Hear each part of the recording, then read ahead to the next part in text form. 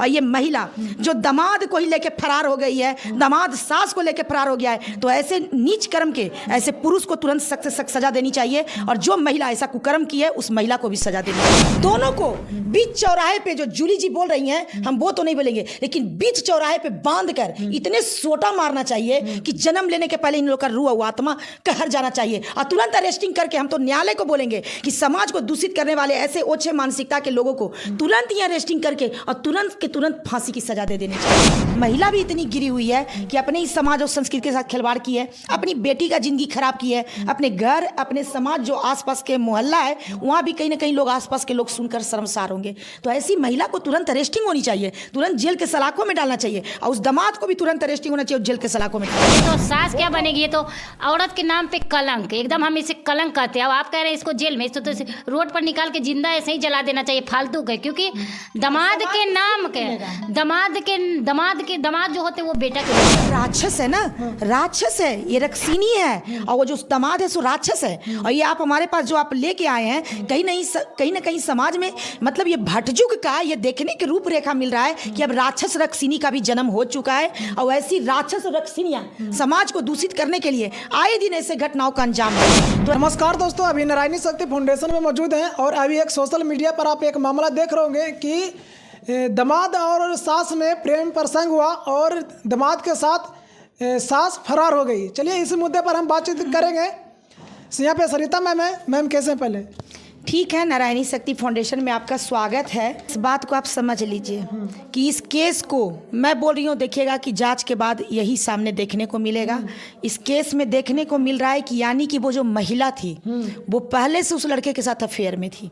समझ गए ना? नहीं, जब से शादी ठीक हुआ तब नहीं, हम आपको बता रहे हैं वो पहले से अफेयर में होगी। वो महिला तेज तरार होगी और शुरू से ही चरित्रहीन टाइप की महिला होगी, और ये लड़का के साथ अफेयर में होगी। और उसके बाद सोची होगी कि इसको अपने नज़दीक कैसे लाए। तो पहले तो ये समाज के डर से चाल चली होगी कि मेरी एक बेटी है, इसको हम दामाद बना लेते हैं। और उसके बाद ही क्या की होगी कि जब मतलब इसका लगा हुआ कि नहीं दामाद बन जाएगा तो बेटी का अधिकार हो जाएगा, उसके बाद ही डायरेक्ट सामने आ गई होगी। तो दामाद के साथ कोई शादी करेगा? मैं हम बता रहे हैं ना कि वो दामाद, देखिए दामाद बनने दी, नहीं बनने दी, नहीं बनने दी। इस केस में नहीं, कलंक ये लगा कि एक षड्यंत्र था और कहीं ना कहीं महिला का उस षड्यंत्र सामने ओवर हो चुका है।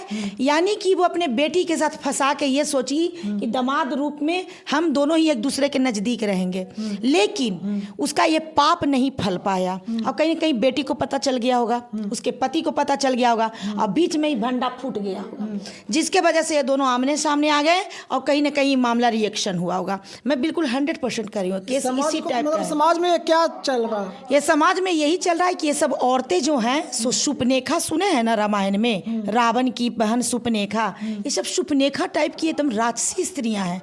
इन स्त्रियों की वजह से ही समाज में इतना गंदगी फैल रहा है। ये सब मतलब बिना सींग है और बिना ये का सब राक्षस औरत है। इन औरतों को तो तुरंत की तुरंत अरेस्टिंग होनी चाहिए।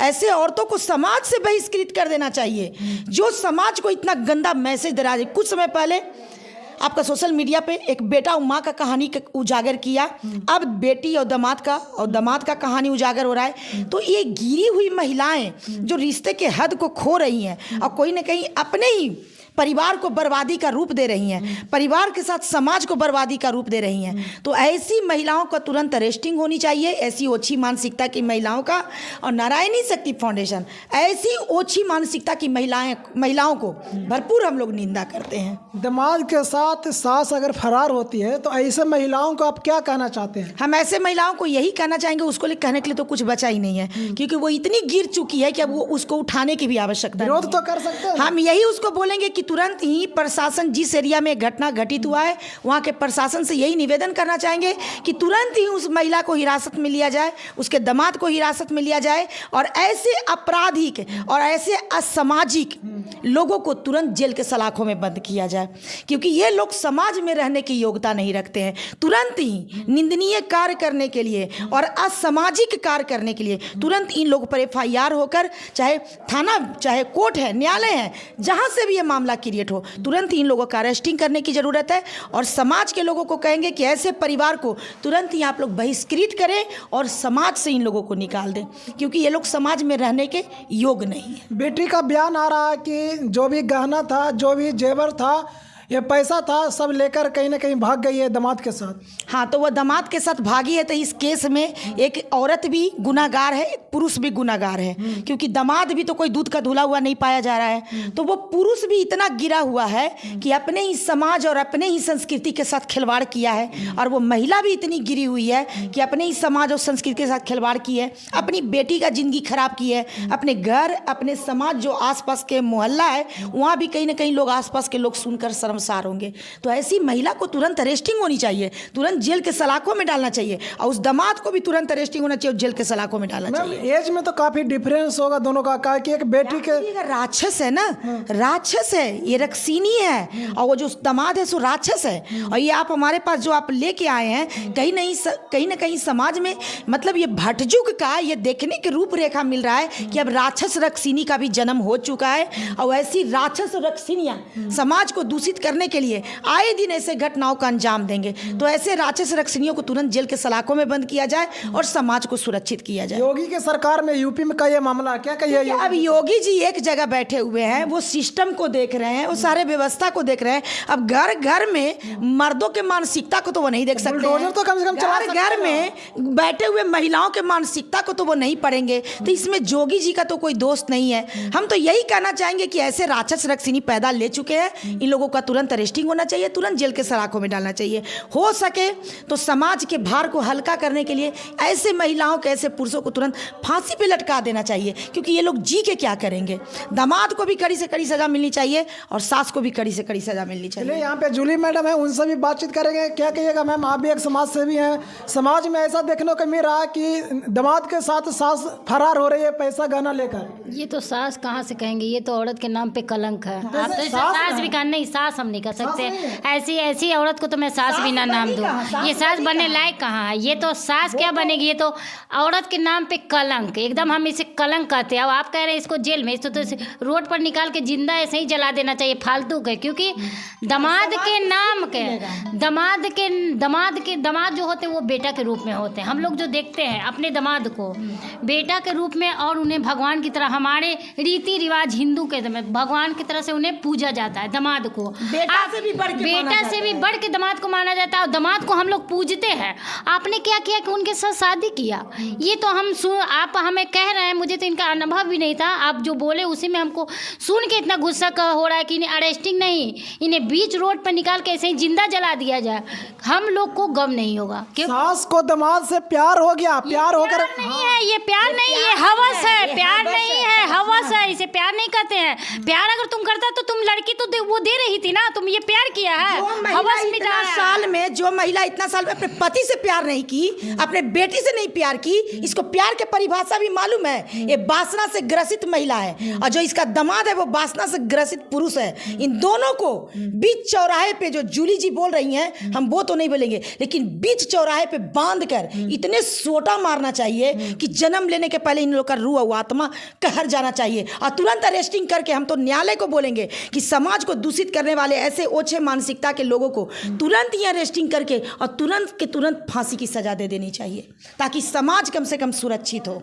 ऐसे महिलाओं को क्या कहिएगा मैम? ऐसे महिला को तो हम यही कहते हैं कि ठीक है, रोज इसको चौराहे पे लटका के सही में जिंदा जला दिया जाए, क्योंकि ये माँ बेटे के रिश्ते के इतना गंदा, हम क्या बोलें, जब सुन रहे हैं तो हमें इतना खराब लग रहा है कि इतना गंदा नाम कैसे दे सकते हैं। हम तो दामाद को पूजते हैं, सर्वोपरि हमारे घर में दामाद आते तो हम लोग पूजा की तरह उनके पूजते हैं, पर वो दामाद बना भी नहीं है। देखिए ऐसा दामाद नहीं बना मैम, कार्ड छप गया, दामाद कैसे नहीं बना, सब चीज हो गया। केस में ये दोनों से पहले से ही आशिक वस्कीनी का है। अंदर मामला क्या चल रहा है वो तो कोई नहीं जानेगा मैम। हम आपको बता दिए ना कि वही चाल था, लेकिन बेटी को पता चल चुका, उसके पति को भी पता चल चुका होगा, अब भंडा घर में फूटने लगा होगा।